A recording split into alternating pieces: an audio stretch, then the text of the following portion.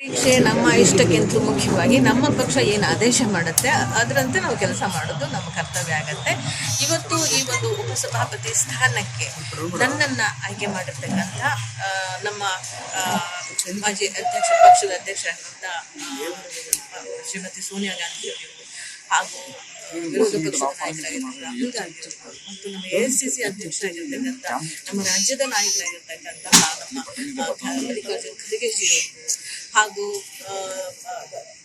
ಪ್ರಧಾನ ಕಾರ್ಯದರ್ಶಿಗಳಾಗಿರ್ತಕ್ಕಂಥ ಶ್ರೀಯುತ ವೇಣುಗೋಪಾಲ್ ಅವರು, ಹಾಗೆ ಕುಮಾರ್ ರಣದೀಪ್ ಸುರ್ಜೇವಾಲಾ ಅವರು ಮತ್ತು ವಿಶೇಷವಾಗಿ ನಮ್ಮ KPCC ಅಧ್ಯಕ್ಷರಾದಂಥ ನಮ್ಮ ಹರಿಪ್ರಸಾದ್ ಜಿ ಅವರು, ಮುಖ್ಯಮಂತ್ರಿಗಳಾದ DK ಶಿವಕುಮಾರ್ ಜಿ ಅವರು ಹಾಗೂ ನಮ್ಮ ಮಾಜಿ ಮುಖ್ಯಮಂತ್ರಿಗಳಾಗಿರ್ತಕ್ಕಂಥ ಸಿದ್ದರಾಮಯ್ಯ ಜಿ ಅವರು, ಈ ಎಲ್ಲರೂ ಸೇರಿ ಇವತ್ತಿನ ದಿವಸ ನನ್ನನ್ನು ಅಲ್ಲಿಗೆ ಆಯ್ಕೆ ಮಾಡಲಿಕ್ಕೆ ತೀರ್ಮಾನ ಮಾಡಿರ್ತಕ್ಕಂಥದ್ದು. ಅವರೆಲ್ಲರಿಗೂ ನಾನು ಹೃತ್ಪೂರ್ವಕವಾದಂಥ ಕೃತಜ್ಞತೆಗಳನ್ನು ಸಲ್ಲಿಸಿದ್ದೇನೆ. ಹಾಗೆ ನಮ್ಮೆಲ್ಲ ಸದಸ್ಯರು ಇವತ್ತು ನನಗೆ ಅನುಮೋದನೆ ಮಾಡಿರ್ತಕ್ಕಂಥ ಪ್ರಸ್ತಾವನೆಯನ್ನು ಎಲ್ರಿಗೂ ಕೂಡ ನಾನು ಕೃತಜ್ಞತೆ ಸಲ್ಲಿಸ್ತೇನೆ. ಮತ್ತು ನಮ್ಮ ಸಭಾನಾಯಕರು ತೇಜೇಂದ್ರ ಅವರು ಬಂದಿದ್ರೆ ಅವ್ರಿಗೂ ಕೂಡ ನಾನು ಕೃತಜ್ಞತೆಗಳನ್ನ ಸಲ್ಲಿಸ್ತೇನೆ. ಮುಖ್ಯಮಂತ್ರಿಗಳು ಸಹ ಬಂದು ನಮ್ಮ ನಾಮಿನೇಷನ್ ಫೈಲ್ ಮಾಡಲಿಕ್ಕೆ ಮತ್ತೆ ಮಹಿಳೆಯರಾದಂಥ ನಮ್ಮ ಮುನಿಯಪ್ಪ ಸಾಹೇಬರು ಬಂದಿದ್ದಾರೆ, ಅವ್ರಿಗೂ ಸಹ ನಾನು ಕೃತಜ್ಞತೆಗಳನ್ನ ಸಲ್ಲಿಸ್ತೇನೆ. ಒಟ್ಟಾರೆಯಾಗಿ ಎಲ್ಲ ನನ್ನ ಹಿರಿಯರು, ನನ್ನ ಪಕ್ಷದ ಹಿರಿಯರು ನನಗೆ ಆಶೀರ್ವಾದವನ್ನ ಮಾಡಿ ಇವತ್ತು ಸ್ಥಾನದಲ್ಲಿ ನಾನು ನಿಶ್ಚಿತವಾಗಿಯೂ ಅವರ ನಿರೀಕ್ಷೆಗೆ ತಕ್ಕಂಗೆ ಕೆಲಸವನ್ನ ಮಾಡುವಂತ ಎಲ್ಲ ಮಹಿಳೆಯರಿಗೆ ಅವಕಾಶ ಇಲ್ಲ ಅನ್ನುವಂತ ಟೀಕೆಗಳ ಮಧ್ಯೆ ನೀವು ನಾಮಿನೇಷನ್ ಖಂಡಿತವಾಗ್ಲೂ ನಮ್ಮ ಕಾಂಗ್ರೆಸ್ ಪಕ್ಷ ಈಗಾಗಲೇ ಮಂತ್ರಿಗಳನ್ನ ಬಹಳ ಹಿಂದೆ ಈಗೂ ಕೂಡ ಮಾಡ್ಬೇಕು ಅನ್ನೋಂಥದ್ದೇ ಇದ್ರೂ ಪ್ರಯತ್ನ ಇಲ್ಲ. ಆದ್ರೂ ಕೂಡ ಸಾಧ್ಯವಾಗದೇ ಇರೋ ಹಿನ್ನೆಲೆಯಲ್ಲಿ ಇವತ್ತು ನೋಡಿ ನನ್ನನ್ನು ಸಭಾಪತಿ ಮಾಡಿದ್ದಾರೆ. ಮುಂದೆ ಒಂದು ಮಂತ್ರಿ ಸ್ಥಾನವನ್ನು ಕಲ್ಪಿಸಿಕೊಡ್ತಾರೆ. ಇಬ್ಬರು ಹೆಣ್ಮಕ್ಳಿಗೆ ಅವಕಾಶ ಕಲ್ಪಿಸಿಕೊಟ್ಟಾಗತ್ತೆ. ಇನ್ನು ಮುಂದೆಯೂ ಸಹ ಹೀಗೆ ನಮ್ಮ ಕಾಂಗ್ರೆಸ್ ಪಕ್ಷ ಇನ್ನೂ ಹೆಚ್ಚಿನ ರೀತಿಯಲ್ಲಿ ಮಹಿಳೆಯರಿಗೆ ರಾಜಕೀಯವಾಗಿ ಸರ್ಕಾರವನ್ನ ಬೆಂಬಲವನ್ನು ಕೊಡುತ್ತಿಲ್ಲ.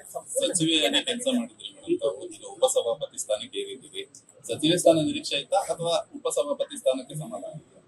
ನೋಡಿ, ಸಹಜವಾಗಿ ಎಲ್ಲರೂ ಪ್ರಯತ್ನ ಪಡೋ ಹಾಗೆ ನಾನು ಮಂತ್ರಿ ಸ್ಥಾನಕ್ಕೆ ಪ್ರಯತ್ನ ಪಟ್ಟಿದ್ದೇನೆ. ಬಟ್ ಆದರೂ ಸಹ ಅದಕ್ಕಿಂತಲೂ ಉತ್ತಮವಾದಂತಹ ಸಂವಿಧಾನಾತ್ಮಕವಾದಂತಹ ಚೌಕಟ್ಟಿನಲ್ಲಿ ಕೆಲಸ ಮಾಡ್ಲಿಕ್ಕೆ ಅವಕಾಶವನ್ನ, ಉನ್ನತ ಹುದ್ದೆಯನ್ನ ಕಲ್ಪಿಸಿಕೊಟ್ಟಿದ್ದಾರೆ ಅಂದ್ರೆ ನಾನು ನಿಜಕ್ಕೂ ಕೂಡ ತುಂಬಾ ಸಂತೋಷದಿಂದ ಸ್ವೀಕಾರ ಮಾಡ್ತೀನಿ. ಪರೀಕ್ಷೆ ನಮ್ಮ ಇಷ್ಟಕ್ಕಿಂತ ಮುಖ್ಯವಾಗಿ ನಮ್ಮ ಪಕ್ಷ ಏನು ಆದೇಶ ಮಾಡುತ್ತೆ ಅದರಂತೆ ನಾವು ಕೆಲಸ ಮಾಡೋದು ನಮ್ಮ ಕರ್ತವ್ಯ ಆಗತ್ತೆ.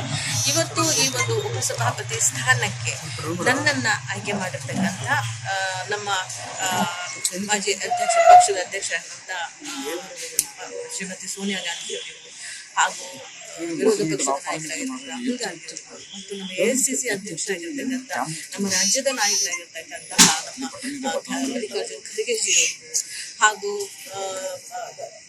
ಪ್ರಧಾನ ಕಾರ್ಯದರ್ಶಿಗಳಾಗಿರ್ತಕ್ಕಂಥ ಶ್ರೀಯುತ ವೇಣುಗೋಪಾಲ್ ಅವರು, ಹಾಗೆ ಕುಮಾರ್ ರಣದೀಪ್ ಸುರ್ಜೇವಾಲಾ ಅವರು ಮತ್ತು ವಿಶೇಷವಾಗಿ ನಮ್ಮ KPCC ಅಧ್ಯಕ್ಷರಾದಂಥ ನಮ್ಮ ಹರಿಪ್ರಸಾದ್ ಜಿ ಅವರು, ಮುಖ್ಯಮಂತ್ರಿಗಳಾದ DK ಶಿವಕುಮಾರ್ ಜಿ ಅವರು ಹಾಗೂ ನಮ್ಮ ಮಾಜಿ ಮುಖ್ಯಮಂತ್ರಿಗಳಾಗಿರ್ತಕ್ಕಂಥ ಸಿದ್ದರಾಮಯ್ಯ ಜಿ ಅವರು, ಈ ಎಲ್ಲರೂ ಸೇರಿ ಇವತ್ತಿನ ದಿವಸ ನನ್ನನ್ನು ಅಲ್ಲಿಗೆ ಆಯ್ಕೆ ಮಾಡಲಿಕ್ಕೆ ತೀರ್ಮಾನ ಮಾಡಿರ್ತಕ್ಕಂಥದ್ದು. ಅವರೆಲ್ಲರಿಗೂ ನಾನು ಹೃತ್ಪೂರ್ವಕವಾದಂಥ ಕೃತಜ್ಞತೆಗಳನ್ನು ಸಲ್ಲಿಸಿದ್ದೇನೆ.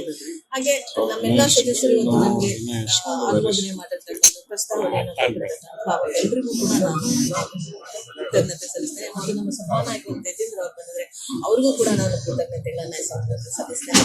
ಮುಖ್ಯಮಂತ್ರಿಗಳು ಸಹ ಬಂದು ನಮ್ಮ ನಾಮಿನೇಷನ್ ಫೈಲ್ ಮಾಡಲಿಕ್ಕೆ ಮತ್ತೆ ಮಹಿಳೆಯರಾದಂಥ ನಮ್ಮ ಮುನಿಯಪ್ಪ ಸಾಹೇಬರು ಬಂದಿದ್ದಾರೆ, ಅವ್ರಿಗೂ ಸಹ ನಾನು ಕೃತಜ್ಞತೆಗಳನ್ನ ಸಲ್ಲಿಸ್ತೇನೆ. ಒಟ್ಟಾರೆಯಾಗಿ ಎಲ್ಲ ನನ್ನ ಹಿರಿಯರು, ನನ್ನ ಪಕ್ಷದ ಹಿರಿಯರು ನನಗೆ ಆಶೀರ್ವಾದವನ್ನ ಮಾಡಿ ಇವತ್ತು ಸ್ಥಾನದಲ್ಲಿ ನಾನು ನಿಶ್ಚಿತವಾಗಿಯೂ ಅವರ ನಿರೀಕ್ಷೆಗೆ ತಕ್ಕಂಗೆ ಕೆಲಸವನ್ನ ಮಾಡುವಂತ ಎಲ್ಲ ಮಹಿಳೆಯರಿಗೆ ಅವಕಾಶ ಇಲ್ಲ ಅನ್ನುವಂತ ಟೀಕೆಗಳ ಮಧ್ಯೆ ನೀವು ನಾಮಿನೇಷನ್ ಖಂಡಿತವಾಗ್ಲೂ ನಮ್ಮ ಕಾಂಗ್ರೆಸ್ ಪಕ್ಷ ಈಗಾಗಲೇ